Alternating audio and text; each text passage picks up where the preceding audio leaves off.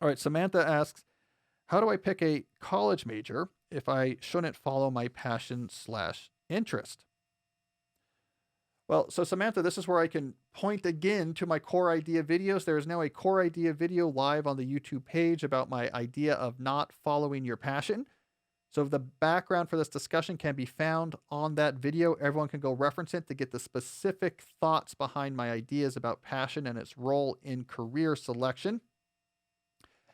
And the thing you will notice if you go back and rewatch that video is that passions slash interest is a problematic conjunction there, not the same thing. So the issue here is you're joining those two things together.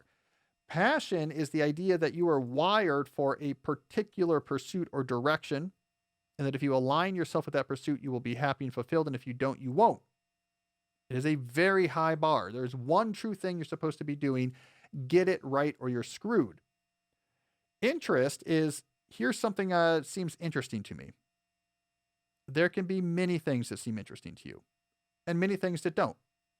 I think interest is a perfectly fine criteria to help select, let's say, a major. This major seems interesting to me. I like the opportunities it would open up if I did it well. Good. Go for that. And what if there's 5 majors that pass that criteria? Then it doesn't really matter which one you choose. Passion is not the same as interest. Passion says there's one true thing. If you get it wrong, you're screwed. Interest is just a useful piece of information you can use in making a choice. So what I'm trying to do here is lower the bar. Lower the bar when it comes to selecting something like a major or selecting a career, lowering the bar from there's one right answer. If you get it wrong, you're screwed. Down to there's a lot of reasonable pursuits on which you can build a enjoyable academic career, on which you can build an enjoyable professional career. There's a lot of them. So give it a little bit of thought, but once you find something that's reasonable, go with it and don't overthink it.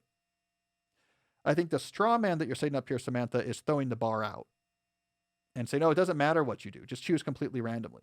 Film studies or computer science, I'll just throw a dart. Who cares? And I think that's nonsense, right? Like we have inclinations, we have interest, we have skills we've already built out in one area versus another. We like the lifestyles enabled by this path better than the lifestyles enabled by that path. Use all that information to make a selection, but just don't overthink it and be happy with the fact there might be a bunch of different choices that all satisfy those criteria. What really matters is what you do next, what you do once you actually made that choice. And the reason why this is important is that it was actually college majors was the original thing that got me interested in the topic of following your passion. It was the original thing that set me down the path to writing my book, So Good They Can't Ignore You. Because what I was seeing when I was a graduate student writing advice for students is I kept hearing the same story again and again. Students at these elite schools like MIT would come time to choose their major, and they've been taught, follow your passion. So they believed there's one major I'm wired to do. The chorus of angels will start singing if I choose that right major, and if I get it wrong, it's going to be bad. And here's what would happen. They would get to their junior year. The courses would get harder. Why did the courses get harder? Because they're in their junior year. This is when you have to take the upper level courses that depend on the intro courses as their prerequisites. Hard courses aren't super fun.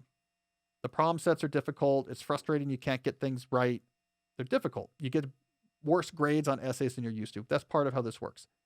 But because these students were taught you have a one true passion in the chorus that angels will sing if you find it, they would take this hardness, this sense of, oh, I don't love this every day, as an indication that I must not have chosen the one true passion. How could this possibly be my one true passion if it's frustrating me and I don't love it? And you know what they would do? They would switch their majors late in the game. And it would be a problem because it's hard to start from scratch with a new major. And it was this epidemic of late stage major shifting that actually first got me interested in these topics of passion culture. Because I thought this was crazy. Like, what are you guys doing? Well, you can't switch your major this late. Like you're going to have to spend an extra year. You're going to be scrambling. You're going to be miserable. But they were so sure that passion was a thing, and passion means you'll love it. And they weren't loving it because, you know, the differential equations you're doing in your junior year in your physics major are a pain. And they would switch, and it would really be bad for them. It would really be negative. It would hurt their academic life. It would make them miserable in their personal life, and it didn't open up any new opportunities. And so that's what actually got me into this topic in the first place. So no, we're not wired to do one thing, but it doesn't mean we can do everything. So use reasonable criteria to make a choice. Have a reason why you choose something, but don't oversweat that reason, and don't be worried if more than one thing satisfies it. There's lots of path to a passionate, interesting life. You don't have to find the one true thing, but you do have to give it a little bit of thought.